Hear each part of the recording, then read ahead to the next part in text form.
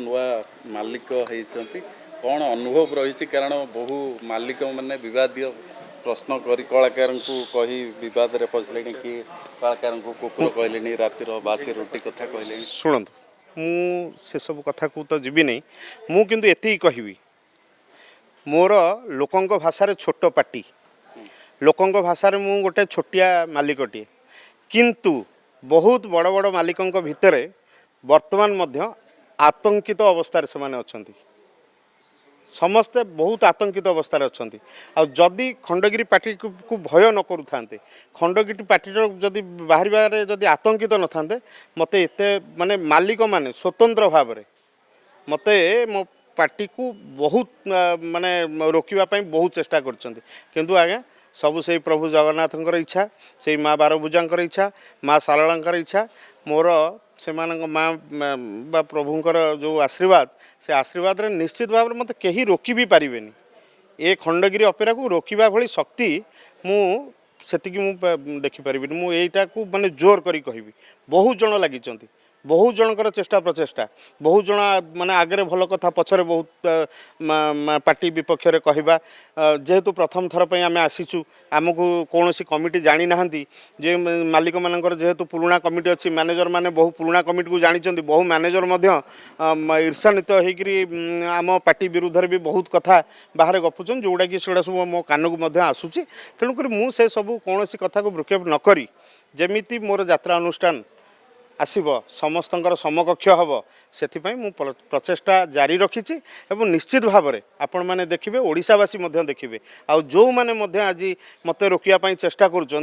कहीं भी से मैंने भी देखिए खंडगिरी अपेरा कौन रूप कौन स्वरूप नहीं बाहर आ कौन कलाकार कौन नाटक नहीं बाहर से कथा निश्चय समस्ते देखिए।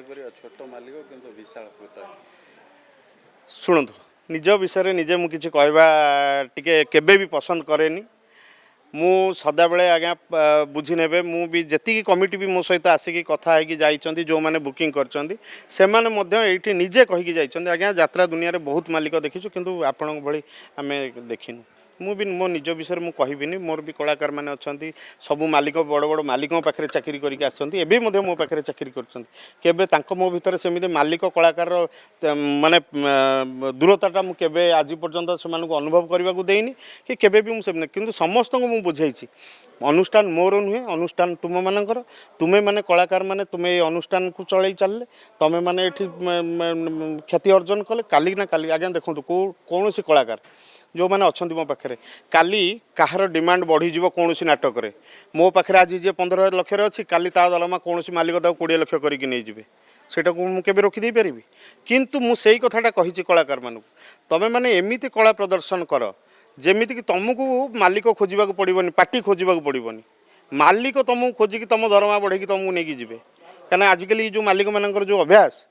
का पार्टी रे जदि गोटे भल कलाकार रही टे केमती नहीं जा से मालिक को दुर्बल करदेवा ये सब परिस्थिति को आपण मैंने मु देखुनी आपण मैंने देखुं सारा ओडिशावासी देखुं जो मालिक पाखे बहुत पैसा अच्छी से व्यवसाय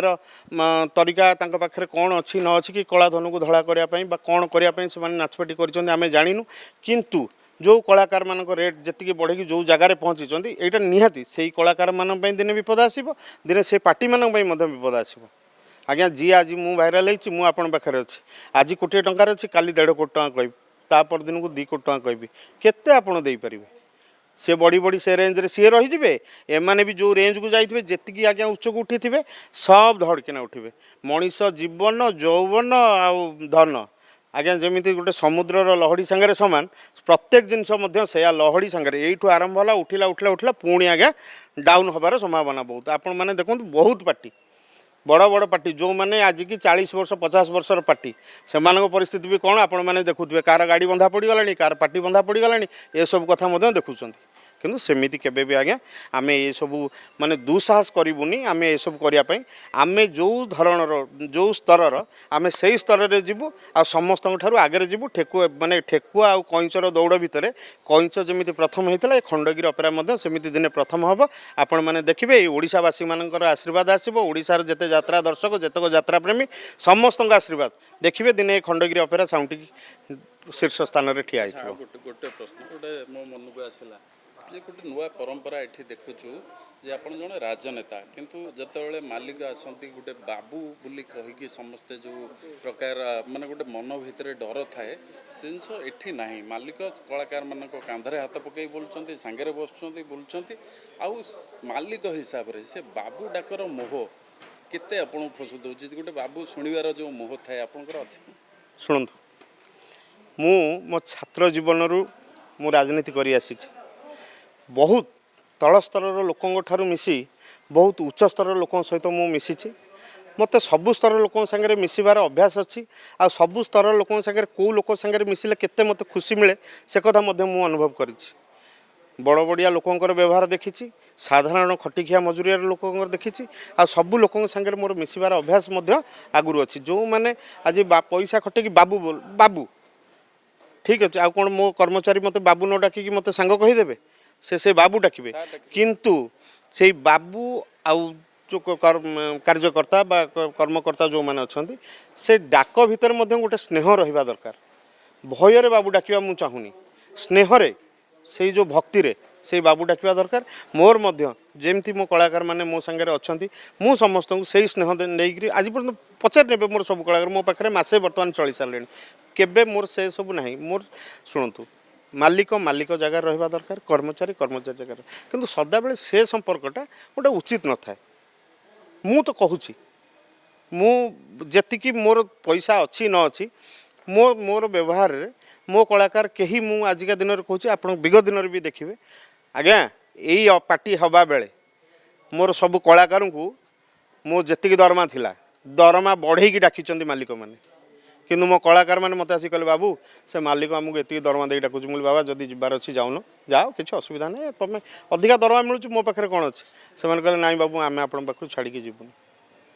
ସେଇଟା ହେଉଛି ମୋ ପାଇଁ ଗର୍ବ। ମୋ କଳାକାରମାନେ ମୋର ଯେତିକି, ଶୁଣନ୍ତୁ, ମୋର ମାଲିକଙ୍କ ସାଙ୍ଗରେ ଯେଉଁ ସମ୍ପର୍କ ତାଙ୍କର ବହୁତ ଭଲ ସମ୍ପର୍କ, ସେମାନେ ମୋତେ ବହୁତ ସମ୍ମାନ ଦିଅନ୍ତି, ମୁଁ ବି ସେମାନଙ୍କୁ ବହୁତ ସ୍ନେହ ଦିଏ। ବହୁତ ମାନେ ଆମ ଭିତରେ ଉଭୟଙ୍କ ଭିତରେ ଗୋଟେ ଭଲ ସମ୍ପର୍କ। ସେମିତି ନାହିଁ ଯେ ମୁଁ ମାଲିକ ବୋଲି ମୁଁ ଗୋଟେ ସମସ୍ତଙ୍କୁ ଡୋମିନେଟ୍ କରିକି ରଖିବା, ସେ ଚିନ୍ତାଧାରାର ମୁଁ ଲୋକ ନୁହେଁ। କାହିଁକିନା ମୁଁ ରାଜନୀତି କରିବା ସମୟରେ ମୁଁ ମଧ୍ୟ ଗୋଟେ ବାସନ ମଜାଳି ସହିତ ମିଶିଛି, ଗୋଟେ ମଧ୍ୟବିତ୍ତ ପରିବାର ସାଙ୍ଗରେ ମିଶିଛି, ଗୋଟେ ଉଚ୍ଚ ଶ୍ରେଣୀର ଲୋକଙ୍କ ସାଙ୍ଗରେ ମିଶିଛି। ମୁଁ ସମସ୍ତଙ୍କ ସାଙ୍ଗରେ ମିଶିବା, ଚଳିବା ଏ କଥାଟା ଭଲ ଭାବରେ ଶିଖିଛି। ତେଣୁକରି ମୋର ସେଥିରେ କୌଣସି ଅସୁବିଧା ହେବନି ବା ମୋ କଳାକାରମାନଙ୍କ ସାଙ୍ଗରେ ମୋର ବି ସେମିତି କିଛି ଅସୁବିଧା ହେବନି। ଧନ୍ୟବାଦ।